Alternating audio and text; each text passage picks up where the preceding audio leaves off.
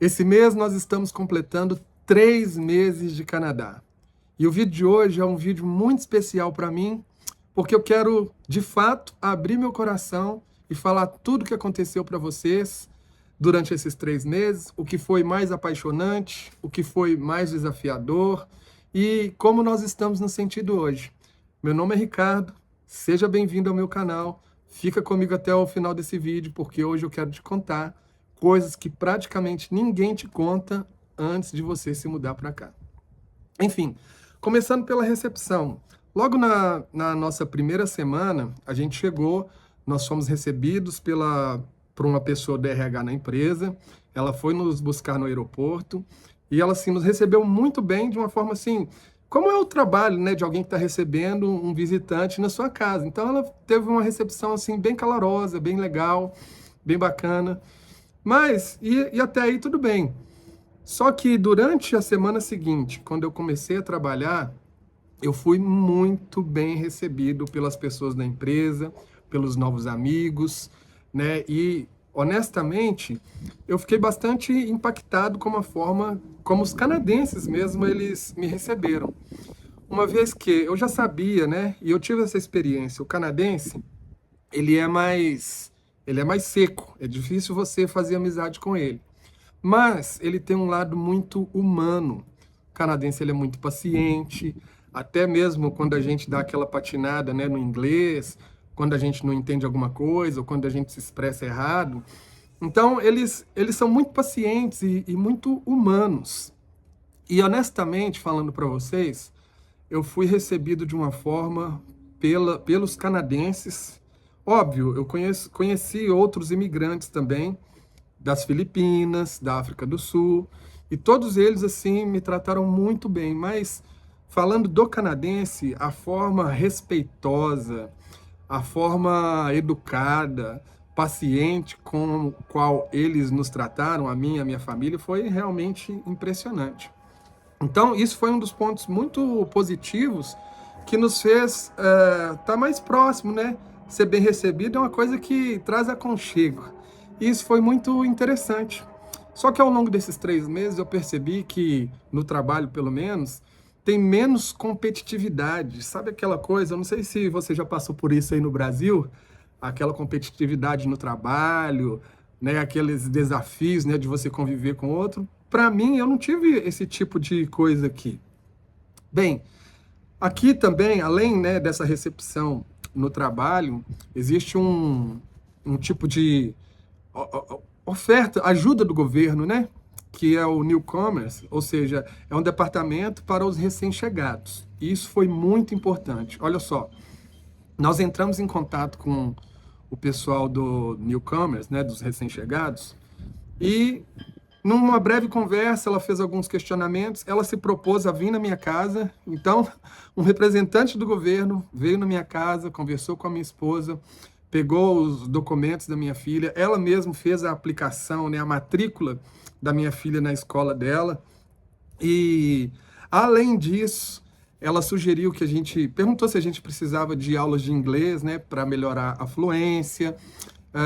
E a gente disse que sim, nós fizemos uma inscrição e a gente está fazendo aula de inglês, minha esposa faz aula de inglês, eu faço aula de conversação em inglês também. Então isso foi muito positivo, porque esse departamento, né, dos recém-chegados, ele cuida de alguns detalhes que às vezes a gente tem dúvida. Por exemplo, fazer uma coisa simples, que era uma matrícula da nossa filha na escola. E o Newcomers, eles praticamente resolveram isso para a gente. Semana passada, essa mesma moça do Newcomers foi na escola da minha filha, conversou com ela, perguntou se ela estava tendo alguma dificuldade, se tinha alguma coisa assim que ela tinha de reclamação, que eles podiam melhorar. Então, isso daí foi extremamente importante. Então, essa recepção do país, das pessoas especificamente, isso fez toda a diferença para a gente recomeçar a nossa vida aqui, né? Bom, como eu falei no vídeo anterior, né, eu fiz um vídeo aí, se você não viu ainda, a vida aqui no interior do Canadá. E eu falei que eu moro numa cidade de 4.500 habitantes, e é uma pequena cidade do interior. Mas nessa pequena cidade aqui tem algumas coisas que são muito interessantes. Algumas pessoas me perguntam, como é que é a saúde aí? Bom, aqui tem hospital nessa cidade de 4.500 habitantes, tem algumas clínicas, tem dentista. Então, toda a infraestrutura de saúde está disponível aqui do nosso lado. Além disso, tem parques, vocês podem ver que cada vídeo que eu faço, quando eu gravo fora, quando não está muito frio, óbvio, e hoje está um tempo bem bacana, tá 8 graus e eu tô sem blusa, hein? Tô me acostumando. Mas cada vídeo que eu faço, eu gravo num parque diferente. Tem vários parques aqui. E isso, gente, foi muito especial. Isso é uma das coisas que foi realmente apaixonante. Porque eu cheguei no início do verão, no auge do verão, na verdade. E o sol estava se pondo aqui 10 horas, 10 e meia da noite. Então eu chegava do meu trabalho, chegava por volta de 5h30, 5h40, e a gente já jantava ali, ou não, né? Mas a gente se preparava e a gente vinha passear na cidade, vinha no parque. E foi aí uns 2 meses, assim, né? Com muito sol. E isso faz você valorizar pelas estações do ano que são muito bem definidas. Então, faz a gente valorizar esse período de sol, né, de verão que a gente tem aqui. Então, a gente passeava, era praticamente todos os dias. A gente tem um cachorrinho, você deve ter visto aí o Paçoca no vídeo anterior. E a gente passeava, vinha para o parque, trazia o cachorro, né? Tem uma área, né? Nos parques tem uma área só para os cachorros, a gente soltava ele lá. Gente, coisas que eu nunca tive oportunidade de fazer no Brasil, porque eu morava num apartamento no 8º andar. Para descer com o cachorro do 8º andar, nem todo dia você está disposto, né?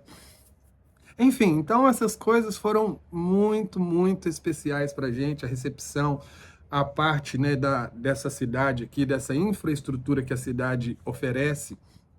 E eu não sei se eu já falei para vocês, eu acho que não.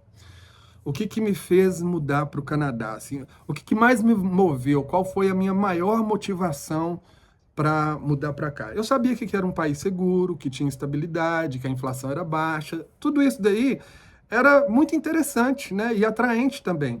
Porém, o principal motivo que nos fez, eu e minha esposa, né, tomarmos essa decisão de vir para cá, foi a qualidade da educação. Olha só, o Canadá é a 6ª melhor educação do mundo. E no Brasil, quando eu estava no Brasil, naquele período de crise sanitária, que eu não quero falar o nome, para não cair minhas visualizações no canal, aquela crise sanitária que atingiu o mundo inteiro, durante aquele período aí no Brasil, minha esposa e eu, nós tivemos que tirar a nossa filha de uma escola particular. E nós a colocamos numa escola pública. Essa, na época, foi a minha maior dor. Eu não quero ficar criticando o sistema de educação do Brasil, não. Mas foi muito doloroso para mim, para mim e para minha esposa, colocarmos a nossa filha numa escola pública. E eu, honestamente, naquele período lá, eu desanimei muito, até de acompanhar a educação dela, porque, sabe quando você abre mão? Porque foi muito, muito doloroso. Eu não sei se você entende o que eu quero dizer, porque isso era um dos valores que a gente tinha como prioridade, a educação da nossa filha, e a gente já não podia mais ter ela numa escola particular, e foi exatamente isso que nos moveu a mudarmos para cá, né? No que diz respeito à motivação, tá bom? Tiveram outras coisas, mas esse foi o principal. E hoje, eu ter a minha filha numa escola pública aqui do Canadá, que é completamente diferente do Brasil, isso me traz uma sensação de realização gigantesca. Tudo bem, tem 3 meses que eu estou aqui, tem 1 mês e meio, quase 2 meses que a minha filha está na escola, mas na primeira semana ela fez uma amizade, conheceu uma amiguinha. E essa amiguinha é que convida ela para assistir o jogo de hóquei, que aqui na cidade tem uma arena, né, onde tem os jogos. E tem os jogos oficiais de hóquei do time da cidade, acontece a cada 15 dias mais ou menos.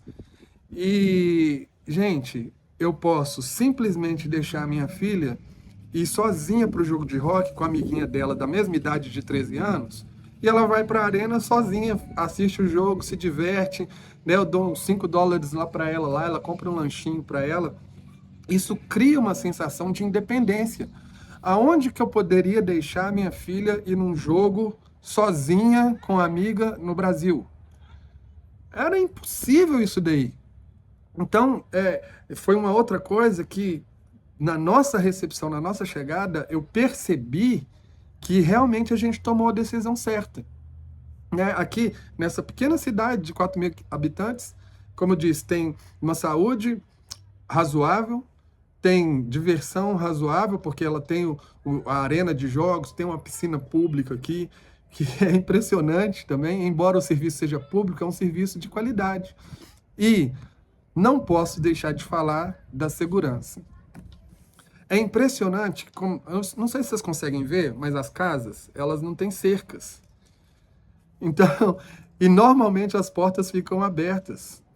A porta do carro fica aberta. Às vezes você deixa a chave dentro do carro, né, pela pressa ali. Eu já até me acostumei. Eu vou no mercado, eu deixo a chave dentro do carro e ninguém vai mexer naquilo dali.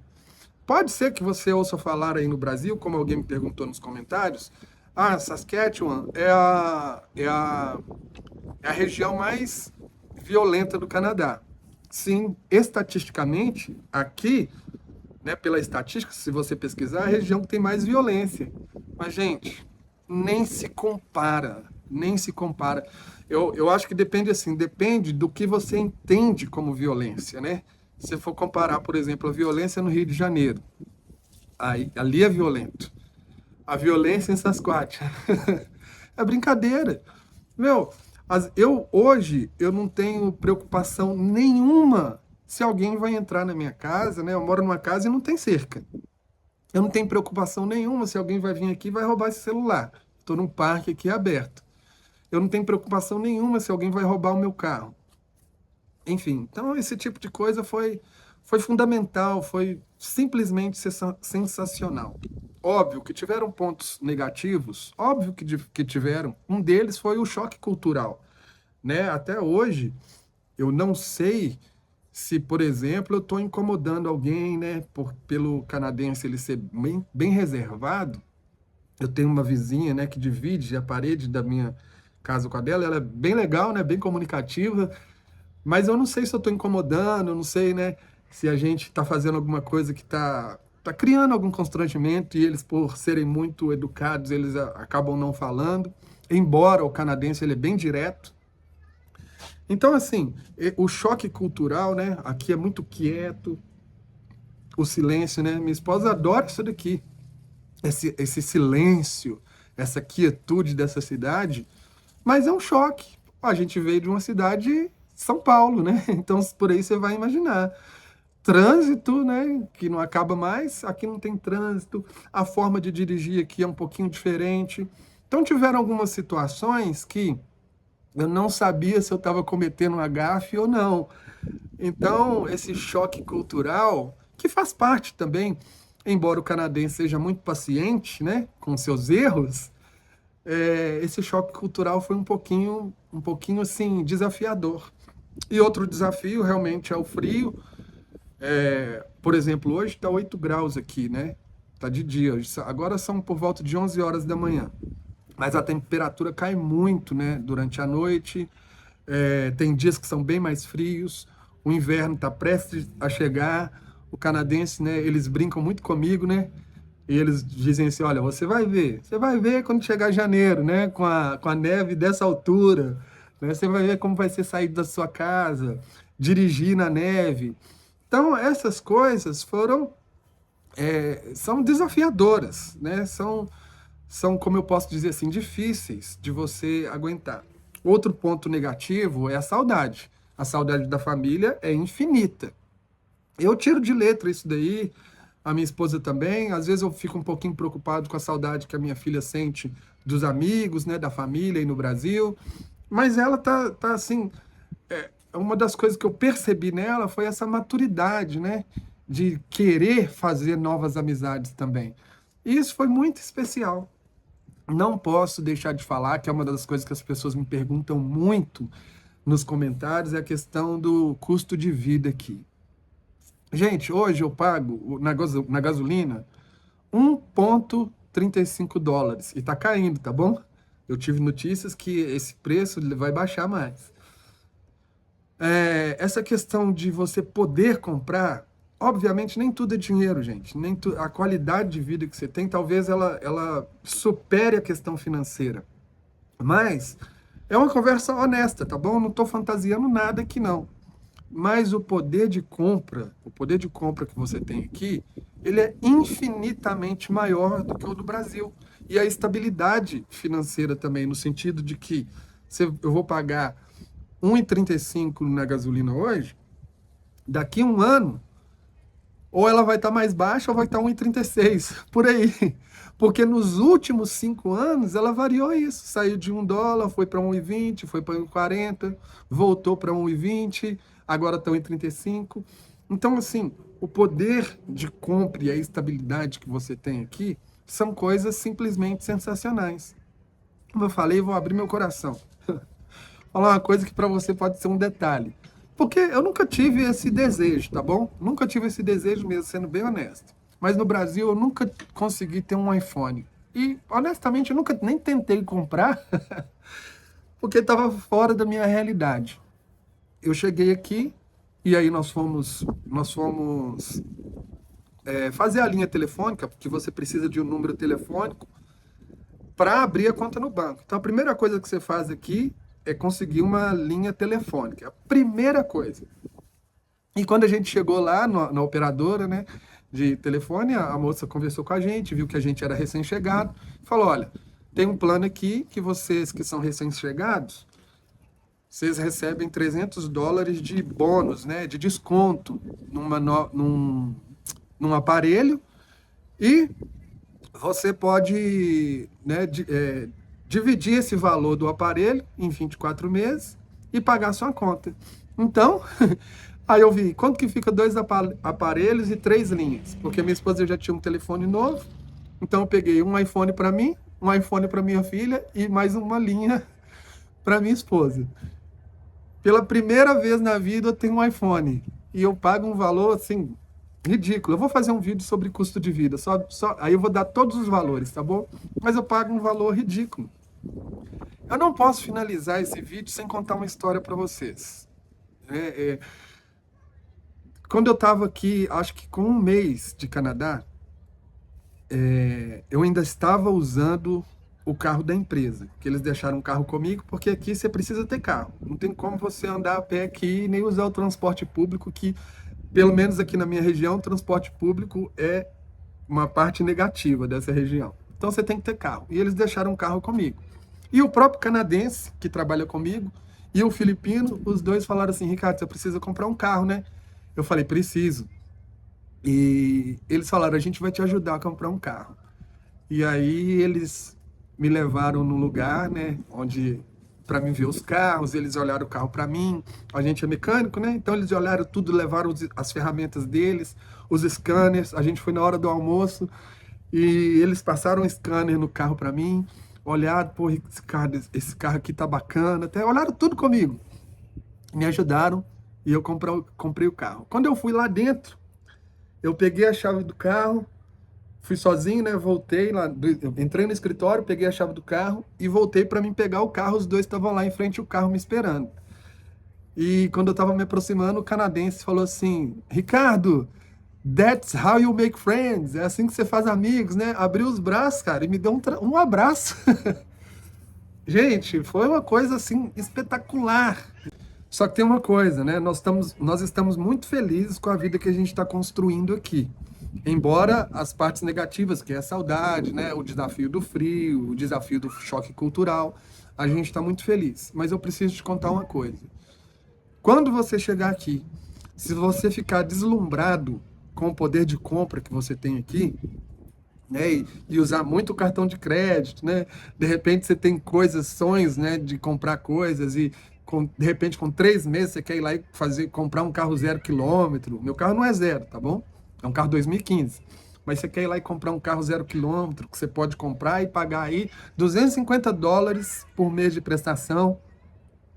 E aí, de repente, você quer morar numa casa bem melhor, né? Nossa casa é muito boa, bem razoável. Mas, de repente, você quer morar num casão que você pode morar, né? Tendo um salário razoável. E você se enveredar no caminho do consumismo, aí você vai se frustrar. Porque a vida aqui, embora ela seja... Você vai se frustrar por quê? Porque de repente você está num emaranhado de dívidas e você não consegue fazer um passeio com a sua família. Hoje, eu e minha família, a gente consegue ir num restaurante a cada 15 dias, por exemplo. Um fim de semana assim, a gente vai, outro a gente não vai. No fim de semana que a gente não vai, por exemplo, num restaurante, a gente vai no McDonald's, toma um sorvete e tal, para viver uma vida dentro das nossas condições. Mas a gente pode ir num restaurante bacana. A gente gosta muito de um restaurante que chama Kokoyun. É de comida coreana. A gente se apaixonou pela comida coreana. Mas enfim, aí você vai pagar lá $60, numa refeição para 3 pessoas, muito boa, de muita qualidade.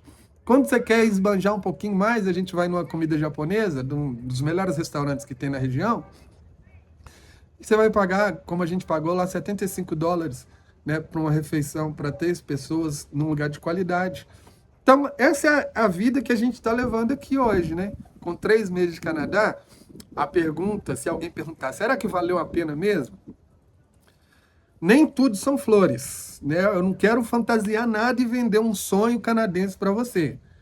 Porque, embora seja muito boa a vida aqui, tem muitos desafios. E um dos desafios que você precisa vencer é esse desafio de não ser aquele cara consumista demais. Porque senão você pode se frustrar. Pessoal, se você acha que esses vídeos têm agregado alguma coisa para você, eu queria te pedir, deixa seu like, compartilha esse vídeo, se inscreva nesse canal, porque o meu objetivo é alcançar o maior número de pessoas e ajudar muitos brasileiros que têm um sonho de vir morar no Canadá, que de repente têm um sonho de vir morar no interior do Canadá, como eu vi muitas pessoas nos comentários falando. Poxa, Ricardo, queria morar numa cidade como essa. O meu objetivo é te ajudar a chegar aqui. Então, me ajuda também, compartilha esse vídeo para que ele possa alcançar o maior número de pessoas possíveis, tá bom? Deus abençoe vocês, Eu espero que esse vídeo aí tenha te mostrado, como que é a vida aqui. Embora, eu fique empolgado falando, de tudo que a gente está vivendo, mas também não quero vender um sonho falso. Tem muitos desafios aqui também, tá bom? Até mais.